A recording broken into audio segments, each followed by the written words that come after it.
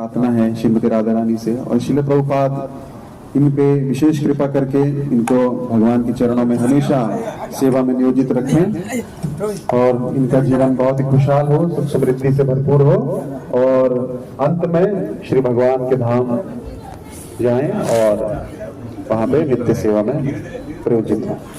हरे कृष्ण। तो हम आशीर्वाद मांगते हैं कि हम थोड़ी कथा जो आप सेवा दे रहे हैं उसको कर पाए, और जो भी त्रुटि हो हमको क्षमा करें अज्ञानी समझकर। हरे कृष्ण। तो अभी कथा चल रही है जन्मदिन, है ना, जन्मदिन है।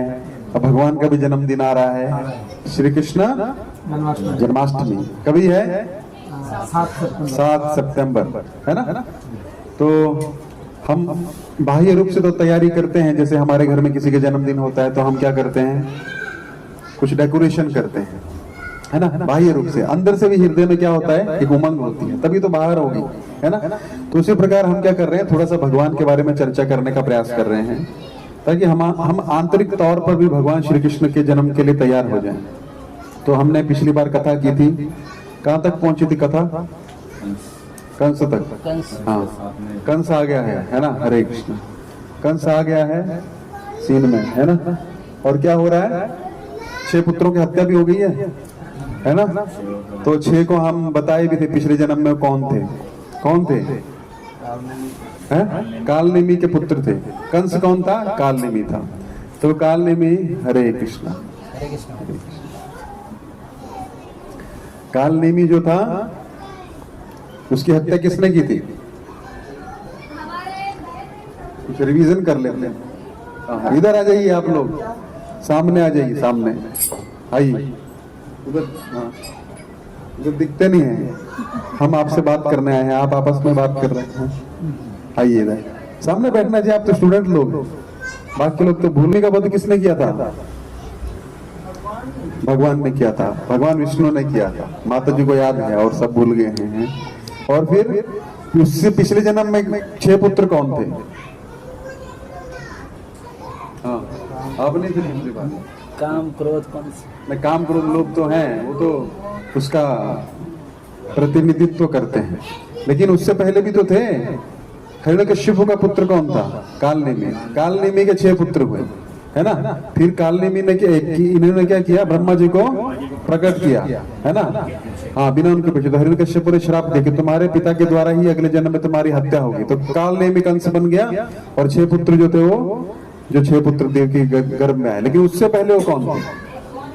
कालनेमी के पुत्र बनने से पहले वो मरीचि ऋषि के 6 पुत्र थे, है ना। मरीचि ऋषि जो हैं भगवान, जो ब्रह्मा जी हैं, उनके हृदय से प्रकट हुए हैं, मन से, मानस पुत्र है। तो क्या हो गए, तो इन्होंने क्या किया, जब दादाजी जो थे ब्रह्मा जी, वो क्या किए, सरस्वती के पीछे जाने लगे। तो क्या हुए, हंसे, और हंसने से क्या हुआ, अपराध हो गया। तो ब्रह्मा जी ने क्या, मतलब वो विधि का विधान ही ऐसा हुआ कि ये लोग गिर गए अपने स्तर से। तो क्या बन गए, असुर बन गए। तो कालनेमी के पुत्र हुए। फिर वहां पे भी श्राप मिला, श्राप पे श्राप मिल रहा है। लेकिन क्या हुआ, कहाँ पे चले गए, कंस के, देवकी के पुत्र बन के कंस ने अपने ही पुत्रों की हत्या की अगले जन्म में, तीसरे जन्म में। तो इस प्रकार ये कथा जो है, भगवान श्री कृष्ण जब देवकी बताती हैं कि मुझे इच्छा है कि मेरे जो 6 पुत्र हैं वो कहाँ है, मैं देखना चाहती हूँ। तो बलि महाराज के लोक में, पाताल लोक, इसमें पाताल लोक में श्री कृष्ण जाते हैं और तब एक कथा बताते हैं इनके 3 जन्मों की, और फिर उनको वहां से मुक्ति प्रदान कर देते हैं। तो अभी 6 पुत्रों की हत्या हो गई, अभी किसके आने की तैयारी है, 7वां। तो 7वां जो पुत्र है वो कौन है, बलराम जी। तो भगवान के पूर्ण अंश है बलराम जी, मतलब भगवान और कृष्ण और बलराम में कोई अंतर नहीं है, खाली एक ही अंतर है, कृष्ण काले हैं, बलराम जी गोरे हैं। तो ऐसे नहीं सोचना चाहिए कि कृष्ण और बलराम में अंतर है, नहीं, दोनों भगवान हैं, लेकिन एक भोक्ता भगवान है और एक सेवक भगवान है। सेवक भगवान कैसे है, आप जो भी चीज देखते हैं, धाम है, भगवान की शैया है, भगवान का जो भी चीज भगवान यूज कर रहे हैं, धाम से लेके, शैया से लेके, भगवान का छाता, भगवान के लेटने की चीज, भगवान के बैठने का वस्तु, भगवान का जूता, भगवान का आभूषण, वो कौन है, बलराम जी। तो वो भगवान अपना एक और विस्तार करते हैं, वही है बलराम जी, बस काले और गोरे का अंतर है। तो कोई छोटा बड़ा नहीं है। तो अब बलराम जी आएंगे, तो बलराम जी गुरु तत्व भी हैं, जो भगवान की प्राप्ति कैसे होती है, गुरु के माध्यम से ही होती है। तो बलराम जी क्या है, गुरु तत्व है। तो अभी 7वें पुत्र के रूप में कौन आने वाले हैं, बलराम जी। तो भगवान देखते हैं कि बलराम जी आने वाले हैं, लेकिन अपनी माया देवी को बोलते हैं, माया देवी समझते हैं आप, जो दुर्गा देवी, तो दुर्गा देवी को बोलते हैं कि भगवान की मेरा पूर्ण अंश अनंत जो है भी आने वाले हैं, लेकिन वो देवकी के गर्भ में आए हैं। अब देवकी के गर्भ में आए 6 के 6 पुत्रों को उसने मार डाला। किसने, कंस ने। एक एक करके वसुदेव लेके आते थे और उसको दे देते थे। 6 पुत्र मर गए। अभी 6 तो उनको श्राप था कि उनके पिता के द्वारा मारा जाएगा। 7वां जो है 8वें गर्भ की भविष्यवाणी हुई थी ना, आकाशवाणी किसी हुई थी, 8वां गर्भ की। तो 7वें गर्भ में देवकी को क्या लग रहा है, खुश तो है लेकिन उतनी ही दुखी भी है। क्यों, क्योंकि अभी गर्भ में बच्चा आया है, लेकिन जैसे 6 पुत्रों का हाल हुआ वैसा वो करेगा। तो खुश भी है लेकिन दुखी भी है। तो इतने में ऐसा असमंजस चल रहा है, तो भगवान माया देवी को आदेश देते हैं। क्या आदेश देते हैं कि अभी मेरा जो पूर्ण अंश है वो प्रकट होने वाला है, अनंत शेष। तो आप क्या करिए, उनको देवकी के गर्भ से स्थानांतरित कर दीजिए, ट्रांसफर कर दीजिए। कहाँ पे, रोहिणी के गर्भ में। तो रोहिणी जो थी वसुदेव की एक और पत्नी थी, लेकिन वो कहाँ रह रही थी, कंस के भय से। कंस ने बहुत अत्याचार किया था। कंस ने जब ये भविष्यवाणी हुई तो मैंने बताया था कि 1 साल तो उसने कुछ नहीं किया, लेकिन जैसे नारद जी आए, नारद जी ने बताया है ना, हाँ, रोटेशन में वो कमल पुष्प उनके हाथ में था। उन्होंने कहा देखो, तो पहला बच्चा छोड़ दिया। बोले ठीक है, हमको इससे क्या भय है। कंस बोलता है हमको इससे क्या भय है, मारने वाला तो 8वां है ना, जब वो आएगा तब देखेंगे। तो वसुदेव की सत्य निष्ठा पे इतना प्रसन्न हो गए। वसुदेव ने कहा था कि जब जब पुत्र होगा मैं लेके आ जाऊंगा। तो पहला पुत्र लेके आ गया, तो बहुत प्रसन्न हुए कि हम आपसे बहुत प्रसन्न हैं, लेकिन आप लेके जाओ, कोई बात नहीं। तब तक बंदी नहीं बनाया था, अपने महल में रह रहे थे लोग। लेकिन जैसे नारद जी घुमाए, नारद जी क्या कर दिए, घुमा दिए। नारद जी बोले देखो ये कमल पुष्प का पहला पंखुड़ी कौन सी है, बोले कहीं से भी गिन लो। तो बोले वैसे ही विष्णु जो है मायावी है, वो छल करता है।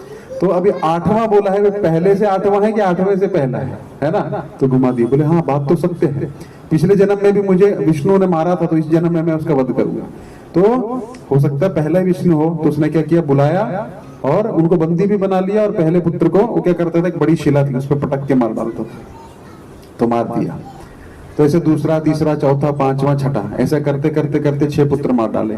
अब 7वां जो है, 7वां बलराम जी आए, लेकिन उनको स्थानांतरित कराने के लिए आज्ञा दी माया देवी को, और कहा आप ये हमारा काम कर दीजिए। भगवान श्री कृष्ण कह रहे हैं अपनी माया को, तो आपको जो है संसार में बहुत लोग पूजेंगे, देवी के रूप में, दुर्गा के रूप में, अम्बा के रूप में, काली, है ना, ऐसे विभिन्न रूप है ना देवी के।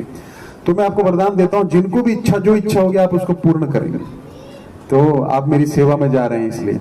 तो उन्होंने क्या किया, रोहिणी के गर्भ में स्थानांतरित कर दिया। किसको, जो नंद और यशोदा मैया के घर पे रह रही थी, इसके भय से, कंस के भय से। कंस ने क्या किया, भोजवंश और इसको एकत्र करके बहुत मतलब अलग अलग जो असुर थे उनके साथ मित्रता कर ली। जैसे मगध देश, मगध देश का राजा कौन था उस टाइम पे, जरासंध। मगध देश मतलब भी बिहार, ठीक है, गया बिहार जो भी है ना, गया था। अच्छा, तो मगध देश का राजा था। अच्छा, तो उसका राजा था जरासंध। तो जरासंध की पुत्री से विवाह किया, तो जरासंध जो था उनका ससुर बन गया। तो ऐसे असुर, अगासुर, बकासुर, है ना, जो बाणासुर, भौमासुर, इन सब से मित्रता कर ली उसने, और मित्रता करके अपना राज्य जो था बहुत मजबूत कर लिया। सब असुरों के साथ उसका उठना बैठना था। तो अभी इनको स्थानांतरित कर दिया, कहाँ पे, बलराम जी को रोहिणी के गर्भ में। तो रोहिणी के गर्भ में स्थानांतरित करने के बाद क्या किया, वहां पे बलराम जी का जन्म होता है वृंदावन में। तो उसके बाद में फिर भगवान श्री कृष्ण के आने का अवसर, मतलब समय आता है। तो भगवान श्री कृष्ण क्या करते हैं, पहले वसुदेव के हृदय में आते हैं, और वसुदेव के हृदय में आते हैं, और वसुदेव के हृदय से किसके हृदय में जाते हैं, देवकी के हृदय में, और फिर हृदय से जाते हैं गर्भ में। तो हृदय में क्यों जाते हैं, क्योंकि भगवान गर्भ में नहीं आते हैं। अवतार का अर्थ क्या होता है, जैसे अभी मैं इस कमरे से दूसरे कमरे में जाऊंगा, तो उसका अर्थ ये नहीं है कि मेरा नया जन्म हो रहा है ना, या ऊपर के माले से नीचे के माले में आ रहा हूँ। अभी 2nd फ्लोर है, कोई 3rd फ्लोर से उतर के अगर 2nd फ्लोर पे आएगा तो क्या होगा, हम क्या मानेंगे, उसका नया जन्म हुआ? नहीं, हम क्या मानेंगे कि आप आए हैं, उसको कोई भी चीज भूलेगी नहीं, या आप अपने घर से आ रहे हैं यहाँ पे, उसको अवतार कहते हैं। तो भगवान श्री कृष्ण क्या करते हैं, अवतार लेते हैं। कब कब अवतार लेते हैं? यदा यदा हि धर्मस्य ग्लानिर्भवति भारत अभ्युत्थानम धर्मस्य तदात्मानं सृजाम्यहम्। बहुत फेमस श्लोक है ना। लोगों को कुछ आए ना आए, लेकिन यदा यदा ही धर्मस्य याद हो गया। पहले फोटो भी होता था ना, भगवान श्री कृष्ण से उपदेश दे रहे हैं गीता का है। अभी तो दिखता नहीं फोटो, है ना। भक्तों के घर में दिखता है, बाकी के घर में हीरो हीरोइन के फोटो दिखते हैं, है ना। तो वो अधर्म का बढ़ाने आते हैं, अधर्म को कम करने नहीं, हीरो हीरोइन। लेकिन भगवान क्या है, जब जब धर्म की हानि होती है तो क्या होता है, अधर्म का नाश करने के लिए आते हैं। तो अधर्म जो है बहुत से रूपों में है। जैसे हमारे मन में इच्छा होती है, हल्ला मत डालो, अभी अंदर बैठ जाओ सब लोग, टीम आ चुकी है, पूरी हो गई टीम। तो अधर्म क्या होता है? असत्संग। जब हम असत्संग करते हैं, असत्संग का मतलब अभी क्या कर रहे हैं, सत्संग कर रहे हैं, है ना, अच्छी चीज सुन रहे हैं, अच्छी चीज बोल रहे हैं। असत्संग का अर्थ क्या होता है? देखिए, हमें बहुत इच्छा होती है सत्संग करने की, लेकिन हमारे साथ जो व्यक्ति है शायद उसको इतनी इच्छा ना हो, तो क्या होता है, वो हमको डिस्करेज करेगा। क्या बोलेगा, अरे क्या है, तुम तो हर हफ्ते जाते हो, इस बार थोड़ा पार्टी में चलते हैं, ऐसा ऐसा। तो असत्संग की इच्छा के व्यक्तियों के साथ अगर हम करेंगे, जिनको असत्संग की इच्छा है, जैसे चैतन्य महाप्रभु से एक बार पूछा गया कि वैष्णव कौन है? असत्संग त्याग यही वैष्णवाचार। जो असत्संग का त्याग करता है, जैसे हमें बहुत सारे प्रलोभन होते हैं, है ना। तो हमारा फ्रेंड बोलता है, अरे क्या रखा है, मंदिर क्यों जाते हो, हमारे साथ थोड़ा पार्टी करो, थोड़ा यहाँ चलो, थोड़ा घूमने चलो, ये करो वो करो, है ना। तो हमें भी इच्छा हो जाता है, हाँ यार हर बार मैं मंगल आरती जाता हूँ, हर बार ही जाता हूँ, चलो इस बार थोड़ा घूमने जाता हूँ। तो ये असत्संग बड़ा ही खतरनाक चीज है। जैसे कि एक बार एक सज्जन पुरुष थे, उनको सत्संग की बड़ी इच्छा रहती थी, पति देव को, है ना। पत्नी जो थी उसको इतनी इच्छा नहीं थी, तो क्या करती थी, तो इस साधु का बहुत संग करते थे। जो भी साधु मिलता था गेरुए वस्त्र में, उसको क्या करते थे, घर पे लेके आ जाते थे, है ना, बैठाते थे, भोजन भी कराते थे। अब पत्नी को बड़ा गुस्सा आता था, एक तो हमको एक आदमी का खाना बनाने की दिक्कत होती है, एक और ले आया। तो बोले कि ठीक है, अभी क्या करें। एक दिन एक साधु मिल गए उनको, तो बोले चलिए हमारे घर पे भोजन करने चलिए। बोले ठीक है, गए तो बैठ गए। अब वहां पे सब्जी नहीं थी, तो पत्नी को बोलते हैं आप बनाना शुरू करो भोजन प्रसाद, हम जाके जरा सब्जी लेके आते हैं। तो सब्जी लेने चले गए। इतने पत्नी बोलती है, अभी देखो आज एक और मुष्टंडा पकड़ के लेके आ गए हैं, अब रोज का बना के रखा है इन्होंने, अभी आज तो कुछ करना पड़ेगा। तो वो युक्ति लगाती है। वो खाना बनाते बनाते चिमटा देखा आपने, चिमटा समझते हैं जो रोटी सेकने का होता है ना। तो चिमटा आई और साधु बैठे हैं सोफे पे, आती है चिमटा जो है, कभी तकिए के नीचे छुपा रही थी, फिर ऐसे करती है तकिए से निकाल के गद्दे के नीचे छुपा दिया, गद्दे से ऊपर सेल्फ में डाल दिया, कभी अलमारी में छुपाती है। तो साधु जब करते करते देखते, बोले क्या हो गया देवी को, है। तो उनसे रहा नहीं गया, तो पूछ लिया, देवी ये आप क्या कर रहे हो, इसको छुपा क्यों रहे हो उस चिमटे को, कभी तकिए के नीचे, कभी गद्दे के नीचे, कभी अलमारी में। तो बोलती है नहीं कुछ नहीं, आप बैठिए आराम से, प्रसाद बन रहा है अभी। बोले नहीं आप बताइए कुछ तो है। बोले क्या बताऊं, हमारे स्वामी को ना एक बीमारी हो गई है। बोले क्या बीमारी है? किसी भी साधु से को देखते हैं उनको खुंदस है उससे। साधु को घर पे लेके आते हैं, खाना खिलाते हैं, फिर क्या करते हैं, तो चिमटे को गर्म करते हैं, फिर उसका नाक पकड़ते हैं। तो मैं ये सोच रही हूँ कि आपका क्या हाल होगा, इसलिए वो चिमटा छुपा रही हूँ। बोले ऐसी बात है? बोले अच्छा ठीक है। तो बोले नहीं आप बैठिए, हर बार नहीं करते हैं, कभी कभी करते हैं, बैठिए बैठिए। बोले नहीं हम अभी जा रहे हैं, हमारा पेट भरा हुआ है। तो इतने में भागने लगते हैं, तो स्वामी वहां से आ जाते हैं, वो सब्जी लेके आ रहे थे। बोले क्या हुआ, मैंने देखा, तो उनको देख के और भागने लगे हो। तो अपने घर में, देवी आपने कुछ ऐसे तो नहीं बोल दिया, कुछ अपशब्द बोल दिया, उनका अपमान कर दिया? अरे नहीं, अरे क्या हुआ बताओ। अरे वो चिमटा मांग रहे थे। मैं बोला मैं रोटियां कैसे सेकूंगी? अरे इतनी सी बात, साधु ने हमसे चिमटा मांगा, दो मैं लेके आता हूँ। तो वो साधु आगे भाग रहे, पीछे चिमटा लगे, अरे रुकिए साधु है, अरे रुकिए चिमटा। अरे वो पीछे देखता है और स्पीड से भागने लगता है। उसको क्या लगता है कि चिमटा लेके आ रहे हैं हमारा नाक खींचने के लिए।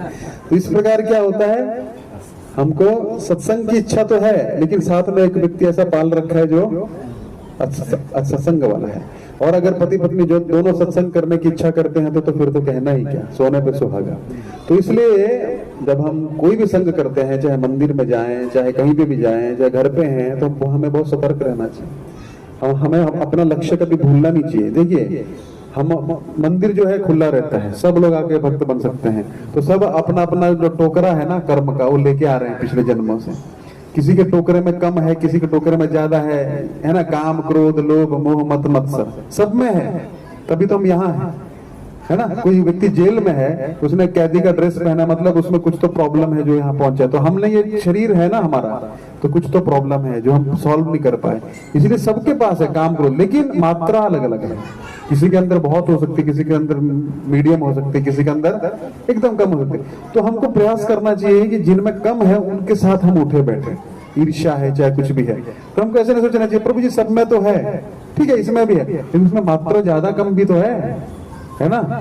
विष तो है लेकिन कम ज्यादा है। मान लीजिए एक निंदा की आदत होती है किसी व्यक्ति की, तो भक्तों में भी हम निंदा शुरू कर देते हैं। तो निंदा एक ऐसी चीज है, अब जितना सुनोगे उतना वो आपको अफेक्ट करे। आप बोलेंगे प्रभु जी 5 लीटर दूध है, एक बूंद नींबू का डाल देंगे तो क्या हो जाएगा, कुछ नहीं होगा। 5 लीटर दूध में खाली एक नींबू का बूंद थोड़ा सा पूरा आपका दूध खराब कर देगा। तो ऐसी निंदा होती है। भगवान रामचंद्र का क्या होने वाला है, राज्याभिषेक, खुशियां मनाई जा रही है, लेकिन खाली कैकेयी सबसे ज्यादा खुश है, कौशल्य से भी ज्यादा कौन खुश है, कैकेयी। लेकिन मंथरा ने क्या किया, शुरू किया। कैकेयी सुन नहीं रही है, क्या बोल रही है, अरे नहीं तू तो ऐसे बोल रही है ना, अरे मैं तेरी भले की बात बोल रही हूँ, अरे नहीं नहीं ऐसा ऐसा ऐसा कुछ नहीं, राम तो हमें भरत से भी ज्यादा प्रिय है, इतना प्रिय था उसको। लेकिन एक बार थोड़ा सा कान दिया, थोड़ा सा सुन लेती हूँ, तो क्या हुआ, राम को क्या हो गया, वनवास हो गया। आप समझ रहे हैं, ईर्ष्या इतनी खतरनाक, निंदा इतनी खतरनाक चीज। इसलिए क्या करना चाहिए, रघुनाथ दास गोस्वामी हमारे 6 जो गोस्वामी है उनमें से एक बहुत महान आचार्य हुए। जब भी कोई उनको बोलता था ना किसी के बारे में, वो अपना कान बंद कर लेते। क्या बोलते थे, मुझे सिर्फ इतना पता है वो भक्त है बस, इससे ज्यादा वो पर्सनल लाइफ में क्या है, क्या जॉब करता है, मुझे कुछ जानना नहीं है। क्यों, क्योंकि हम थोड़ा सुनते हैं तो इच्छा होती है ना दूसरे की लाइफ जानने की। देखिए बिग बॉस हो गया, बिग बॉस लोग क्यों देखते हैं, है कुछ भी नहीं, लेकिन क्या है वो सुनने की इच्छा है ना। देखिए आपको 56 भोग परोसेंगे ना, 56 भोग में उतना मजा नहीं आएगा, लेकिन अचार आएगा तो ऐसा होता है कि नहीं होता, है ना, मजा आता है ना। अभी अचार आ रहा है, तुरंत जीभ में पानी आ जाएगा सुनते ही, है ना। याद करिए आम का अचार, है ना, आंवले का अचार, तो तुरंत जीभ में पानी आता है। बस ऐसा ही है, कृष्ण का तो 56 भोग है, इतनी लीला है। लेकिन जैसे थोड़ी सी निंदा सुने, तुमको पता है वो प्रभु जी ऐसा क्या, प्रभु थोड़ा बताओ हमको भी, थोड़ा प्रभु जानकारी होना चाहिए हमको, है ना। तो क्या होता है, बस थोड़ा सुनना शुरू करते हैं और फिर कैकेयी जैसे करप्ट हो जाएंगे। कैकेयी ने फिर ऐसा किया, बेचारे दशरथ का भी प्राण ले लिया। सोचिए अपने पति का प्राण कोई ले सकता है, इतना कोप दिया उनको, दशरथ तड़प तड़प के मर गए, है ना। राम को वनवास हो गया, यहाँ पूरी प्रजा विह्वल हो गई। क्यों, सिर्फ एक निंदा सुनने का कारण। तो ये निंदा जो है, डोंट क्रिटिसाइज, मतलब क्रिटिसिज्म आपके लिए अगर इंपॉर्टेंट है, हम ऐसा नहीं बोल रहे कि आप सुनिए मत, हाँ आपके अगर आप उसमें कुछ इन्वॉल्व हैं तो करना चाहिए, क्रिटिसिज्म नहीं करना चाहिए। फिर भी हम अपने गुरु महाराज को देखते हैं, हमारे गुरु महाराज के पास आप जाएंगे ना कभी, किसी महाराज ऐसे कहते हैं, हाँ ठीक है, मैंने प्रैक्टिकली देखा बहुत बार, हाँ ठीक है, ऐसा महाराज रोक देते हैं, अरे महाराज वैसा किया ठीक है। मैंने कई बार मैंने महाराज को देखा। तो महाराज क्या बोलते हैं, हमको गुण देखना चाहिए, सब में प्रॉब्लम है, आप दूर हट जाइए उससे। तो ये जो निंदा है बड़ी खतरनाक चीज है।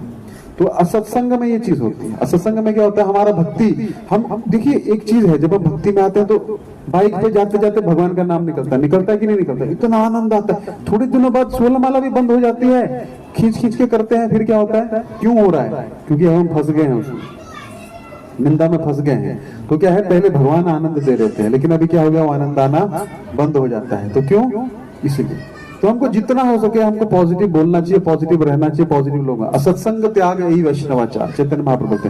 तो कंस जो था वो अपना असत्संग बढ़ा रहा था, तो बढ़ाने के कारण क्या हुआ, करप्ट हो गया, टोटली करप्ट हो गया। उसको जो अच्छी एडवाइस देने भी आता था ना, उसको भी जेल में डाल देता था। अपने पिताजी को जेल में डाल दिया उसने, है ना, महाराज अग्रसेन को क्या किया, जेल में डाल दिया कि भाई आप मुझे एडवाइस क्यों दे रहे हो, मुझे नहीं चाहिए आपकी एडवाइस, तुम सब